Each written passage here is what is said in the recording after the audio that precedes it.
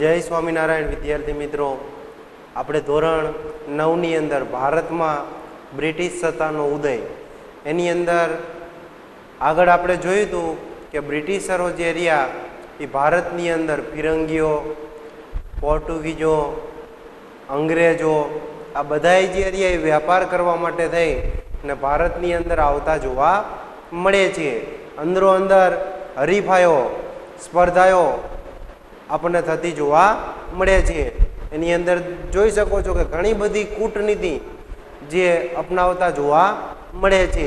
અને ભારતની અંદર એક વખત એવું આવે છે કે અંગ્રેજોનું શાસન જે રહ્યું જે આપણને જોવા મળે છે, તો અંદરો અંદર નાના મોટા લડાઈ ઝઘડા જે રહ્યા એ પણ આપણને થતા જોવા મળે છે. વાત કરી હતી બિલાડીની, નાનકડા રોટલો લઈને આવે છે, અંદરો અંદર બાંધતા હોય છે. બે બાજે અને ત્રીજો ફાવે. આ વાર્તાની અંદર પણ એવું જ છે કે બિલાડી જે રોટલો લાવે, બે બિલાડી અંદરો અંદર ઝઘડતી હોય છે, લડાઈ કરતી હોય છે, જેની અંદર વાંદરાભાઈ આવે છે કે લાવો હું તમને સરખો ન્યાય કરી દઉં. જ્યારે બે બાંધતા હોય છે ત્યારે એક ત્રાજુ લાવે છે, અડધો રોટલો આ બાજુ, અડધો રોટલો આ બાજુ. જે બાજુ ત્રાજુ નમે એમાંથી રોટલો લઈ અને વાંદરાભાઈ ખાઈ જતા હતા. આમ સંપૂર્ણ જે રોટલો રહ્યો એ વાંદરાભાઈ ખાઈ જાય છે. એટલે બાંધતા હતા બે બિલાડી અને ફાયદો કોને મળ્યો? વાંદરાભાઈને.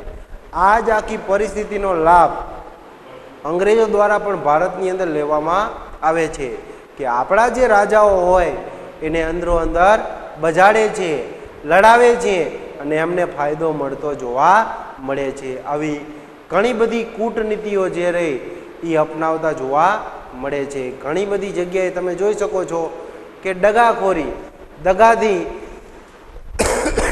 કોઈ જગ્યાએ એવું લાગે કે આ રાજા સામે આપણે પહોંચી શકશું નહીં, લડી શકશું નહીં, તો એટલા માટે થઈ અને રાજા માટે શું કરે કે દગો કરવામાં આવે.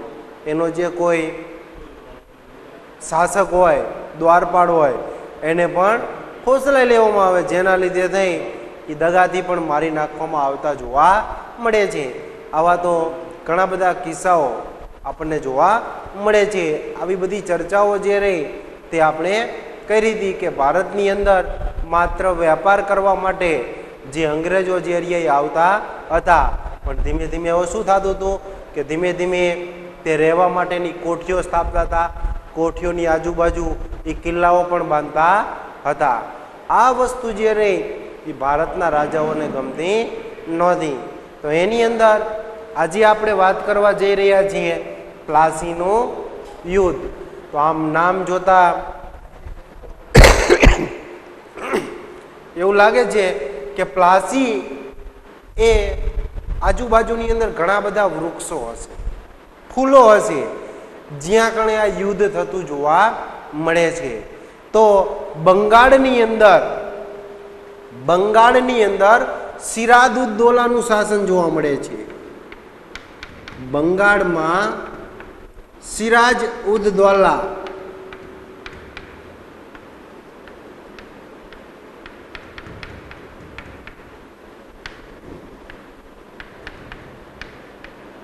શાસન જોવા મળે છે.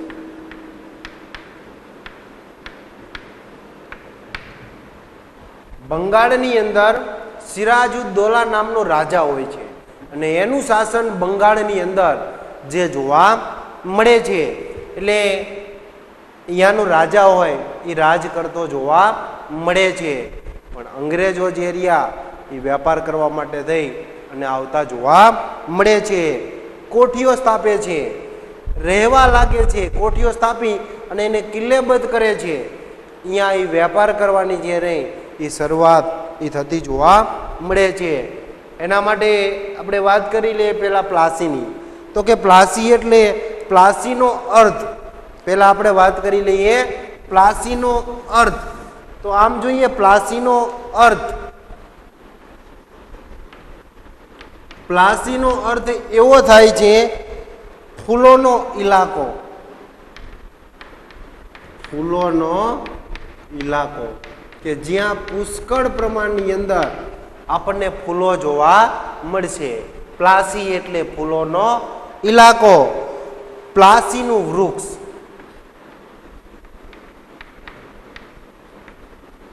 પલાસીનું વૃક્ષ. પલાસી એટલે કે ખાખરો, આપણે સાદી ભાષાની અંદર કહીએ કેસુડો, એ જ પલાસ નામનું વૃક્ષ. તો આ જે જગ્યાએ યુદ્ધ થયું ત્યાં પુષ્કળ પ્રમાણની અંદર આ વૃક્ષો જે રહ્યા એ આપણને જોવા મળે છે. એટલા માટે થઈ અને આને પ્લાસીનું યુદ્ધ એવું પણ કહેવામાં આવે છે. બંગાળમાં સિરાજ ઉદ દૌલાનું શાસન એવું કહી શકાય કે ઈસવીસન 1756 ની અંદર બંગાળમાં સિરાજ ઉદ દૌલાનું શાસન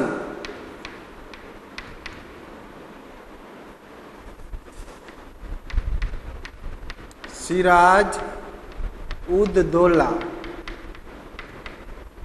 નું શાસન જોવા મળે છે.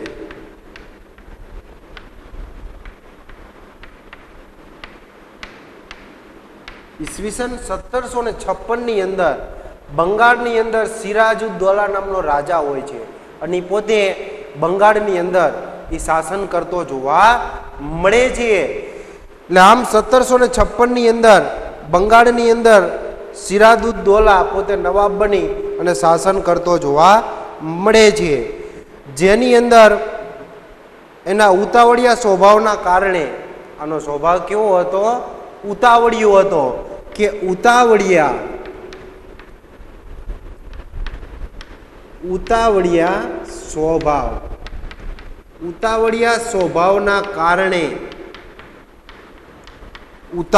સ્વભાવના કારણે રાજ્યમાં તેના કેટલાક વિરોધીઓ હતા. રાજ્યમાં તેના કેટલાક વિરોધીઓ પણ હતા.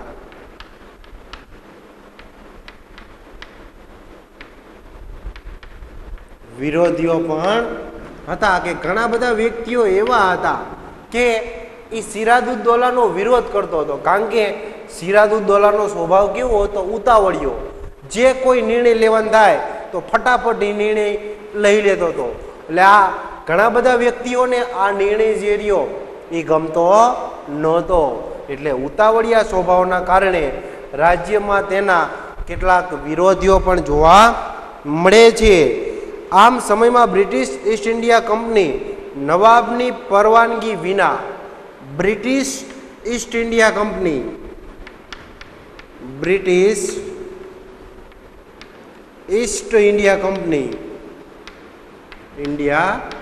કંપની સિરાજ ઉદ દૌલાની પરવાનગી લીધા વગર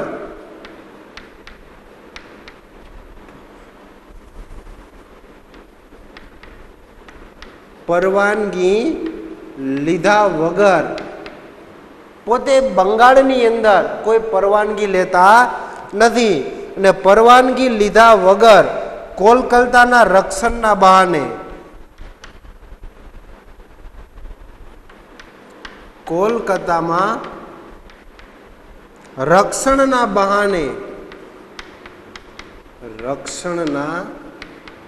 બહાને વ્યાપાર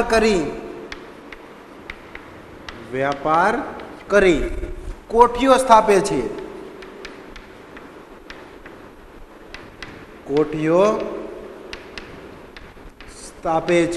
બ્રિટિશ ઈસ્ટ ઇન્ડિયા કંપની, અંગ્રેજો ટૂંકમાં, કોઈ સિરાજ ઉદ દૌલા નામનો જે રાજા હોય છે એની જોડે કોઈ પણ પરવાનગી લીધા વગર, કાંઈ પણ પૂછ્યા વગર એ શું કરે છે? કોલકાતાની અંદર પોતે રક્ષણ મળે, રક્ષણના બહાને એ શું કરે છે?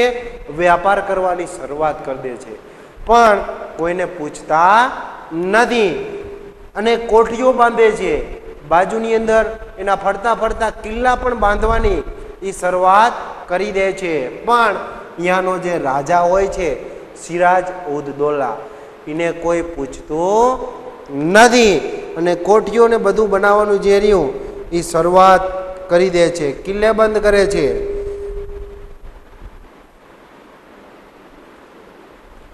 અને આ વસ્તુ સિરાજ ઉદ દૌલાને ખબર પડી જાય છે કે મારી ખરેખર કોઈ પરવાનગી લીધી નથી અને કોઠીઓ સ્થાપે છે.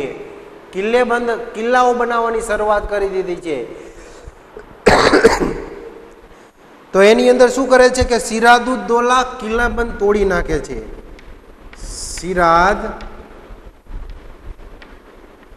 સિરાજુદ્દૌલા જે કિલ્લાઓ જે બાંધકામ કર્યું હતું એ બધા કિલ્લાઓને તોડી નાખે છે. તોડી નાખતા જોવા મળે છે. એ કિલ્લાઓને શું કરે છે? તોડી નાખે છે. કારણ કે અંગ્રેજો જે રહ્યા બ્રિટિશ ઈસ્ટ ઇન્ડિયા કંપની એની પણ આપણે વાત કરી હતી કે બ્રિટિશ ઈસ્ટ ઇન્ડિયા કંપની ભારતની અંદર ઈસવીસન 1600ની અંદર એની સ્થાપના પણ થતી જોવા મળે છે. એ સમયે ઇંગ્લેન્ડના મહારાણી હતા એલિઝાબેથ. એમના સમયની અંદર ઇંગ્લેન્ડની અંદર ઈસવીસન 1600ની અંદર બ્રિટિશ ઈસ્ટ ઇન્ડિયા કંપનીની સ્થાપના પણ થતી જોવા મળે છે. હવે સિરાજુદ્દૌલા જે રહ્યો એ કિલ્લેબંધ કોઠીઓને એ તોડી નાખે છે. તોડી અને બધું જે વસ્તુ હતું વેર વિખેર એ આપણને થતું જોવા મળે છે. પરંતુ આ બધી કોઠીઓ જે રહી એ તોડી નાખે છે. અને આ સમાચાર મદ્રાસની અંદર આ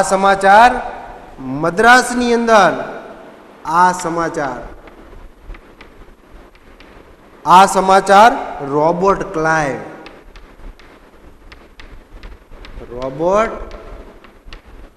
ક્લાઇવને મળતા રોબર્ટ ક્લાઇવને મળે છે. એટલે રોબર્ટ ક્લાઇવ શું કરે છે કે એની પાસે થોડું ઘણું અંગ્રેજોનું સૈન્ય હતું. એ સૈન્ય લઈ અને સિરાજુદ્દૌલા નામનો જે રાજા હતો એની સાથે એ લડવા માટે થઈ અને એ તૈયાર થઈ જાય છે. કે આ સમાચાર જે રહ્યા રોબર્ટ ક્લાઇવને મળે છે ને રોબર્ટ ક્લાઇવ પોતે અંગ્રેજ હોય છે. એ પોતે અહીં કણે આવતો જોવા મળે છે. એને એવું લાગ્યું કે હું ડાયરેક્ટ સિરાજુદ્દૌલા સાથે જો લડવા જઈશ તો હું એને પહોંચી શકીશ નહીં. એટલા માટે એ દગાખોરીનો માર્ગ જે રહ્યો એ અપનાવતો જોવા મળે છે. એટલે આમ ઈસ્ટ ઇન્ડિયા કંપની સૈન્ય શક્તિશાળી હોવા છતાં ઈસ્ટ ઇન્ડિયા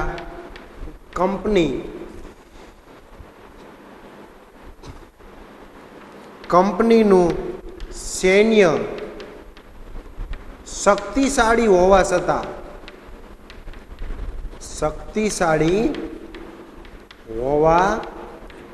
છતાં નવાબ સૈન્યને પરાજય આપવાનું હોવા છતાં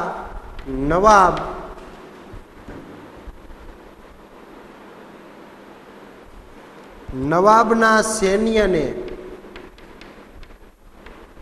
પરાજય આપવાનું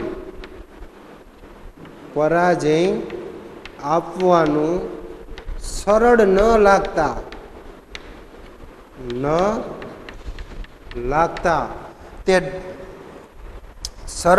લાગતા રોબર્ટ ક્લાઇવ દગાખોરીનો આશરો લે છે. રોબર્ટ ક્લાઇવ દગાખોરીનો આશરો લે છે. એને એવું લાગ્યું કે બ્રિટિશ ઈસ્ટ ઇન્ડિયા કંપનીનું જે સૈન્ય રહ્યું ખૂબ જ શક્તિશાળી હતું.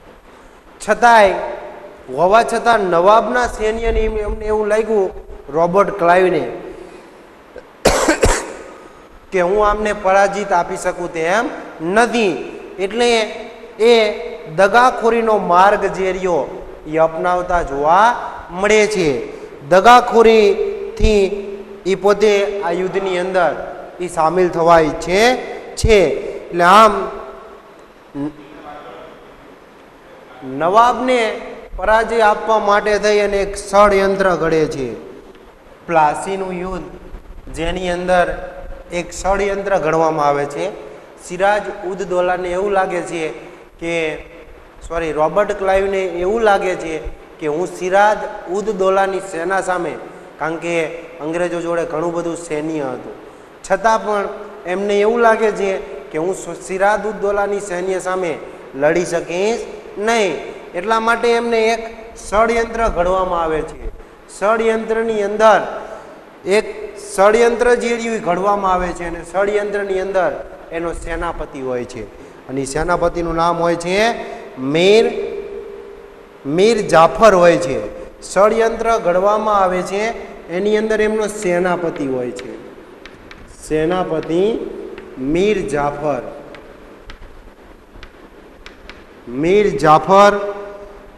શેઠ અમીચંદ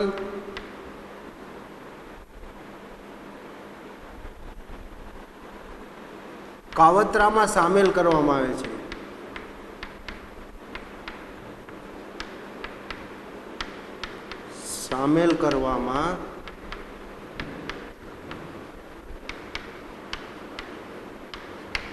કાવતરાની અંદર સામેલ કરવામાં આવે છે કે એનો જે સેનાપતિ હોય છે, સેનાનું નેતૃત્વ જે સંભાળતો હોય છે એવો સેનાપતિ એટલે કે મીર જાફર. તો આ મીર જાફર અને શેઠ અમીચંદ, કારણ કે જે કોઈ રાજા હોય એની અંદર ઘણા બધા શેઠ જે આપણને જોવા મળતા હતા. તો સિરાજ ઉદ દૌલાની અંદર શેઠ અમીચંદ નામ વ્યક્તિ પણ જોવા મળતો હતો. એને કાવતરાની અંદર એ સામેલ કરવામાં આવે છે અને મીર જાફરને ખોટી લાલચ આપે છે કે તું અમારો સાથ સહકાર આપ, અમે તને બંગાળનો નવાબ બનાવશું. આવી લાલચ આપે છે અને દગાખોરી, આગળ આપણે વાત કરી કે અંગ્રેજોએ કાવતરું ઘડવામાં આવે છે અને કાવતરું એટલે કે દગાખોરીથી સિરાજ ઉદ દૌલા સાથે પ્લાસી નામના ગામની અંદર જે આ યુદ્ધ જે રહ્યું એ થતું જોવા મળે છે. તો આની અંદર પ્લાસી નામના મેદાનની અંદર યુદ્ધ એ જાહેર થતું જોવા મળે છે. તો પ્લાસીનું યુદ્ધ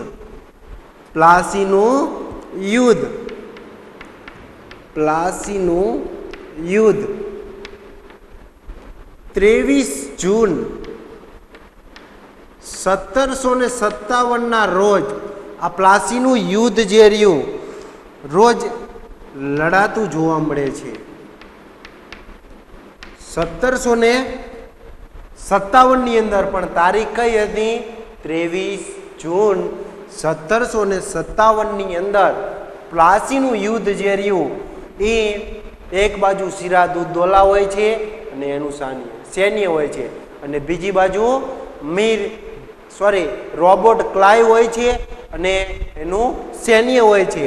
તો આ બે વચ્ચે જે રહ્યું 23 જૂન 1757 ની અંદર આ યુદ્ધ જે રહ્યું એ લડાતું જોવા મળે છે. પ્લાસીનું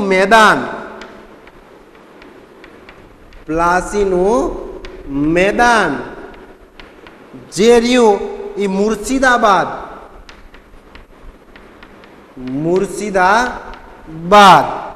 પશ્ચિમ બંગાળની અંદર મુર્શિદાબાદની અંદર પશ્ચિમ બંગાળથી આશરે 38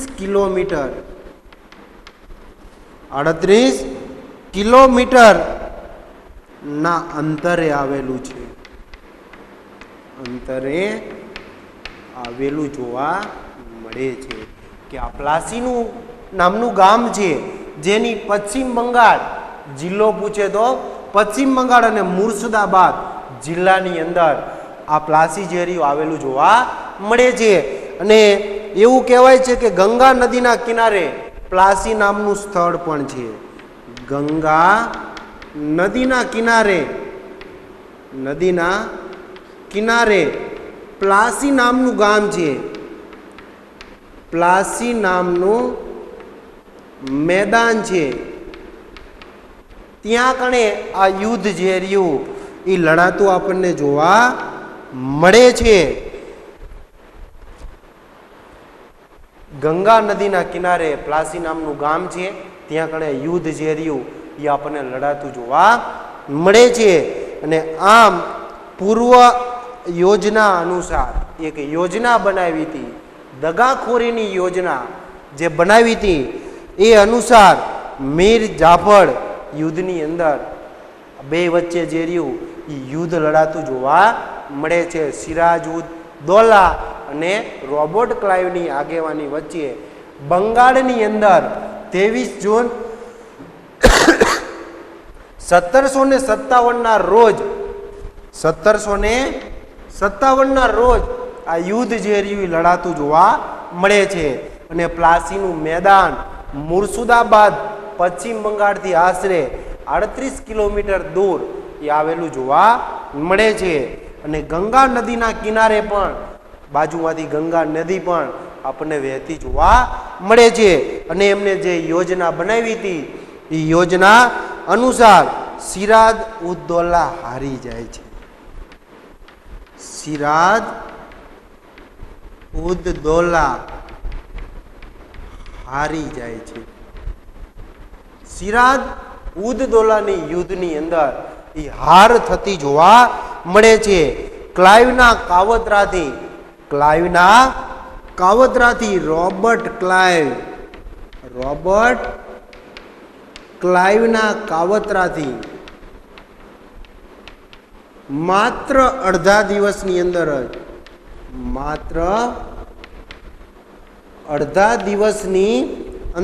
જ આ યુદ્ધ પૂર્ણ થાય છે. યુદ્ધ જે રહ્યું માત્ર અડધા દિવસની અંદર જ રોબર્ટ ક્લાઇવે જે કાવતરું ઘડ્યું હતું એની અંદર માત્ર અડધા દિવસની અંદર જ આ યુદ્ધ જે રહ્યું એ પૂરું થતું જોવા મળે છે. અને દગાથી સિરાજ ઉદ દૌલાને એ મારી નાખવામાં આવે છે. આ યુદ્ધથી બ્રિટિશ ઈસ્ટ ઇન્ડિયાને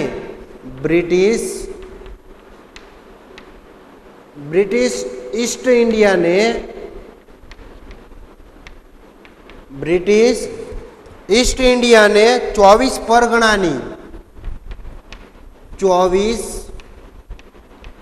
પરગણાની જમીન મળે છે. જમીન મળતી જોવા મળે છે. 24 પરગણાની જમીન જે રહી એ મળતી જોવા મળે છે. મીર જાફરને બંગાળનો નવાબ બનાવવામાં આવે છે. મીર જાફરને બંગાળનો નવાબ બનાવવામાં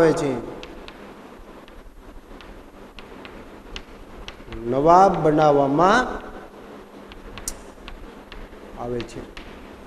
જે લાલચ આપી હતી રોબર્ટ ક્લાઇવે મીર જાફર એનો જે સેનાપતિ હતો એ યોજના અનુસાર સિરાજ ઉદ દૌલાને દગાથી મારી નાખવામાં આવે છે.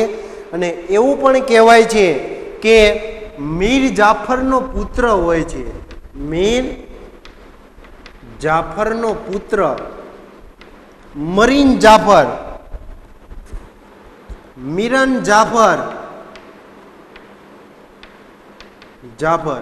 જે સિરાજ ઉદ દૌલાને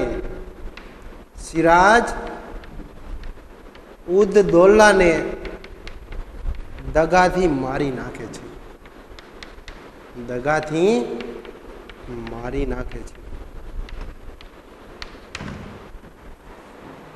મીર જાફરનો એક પુત્ર હોય છે જેનું નામ હોય છે મરીન જાફર, જે સિરાજ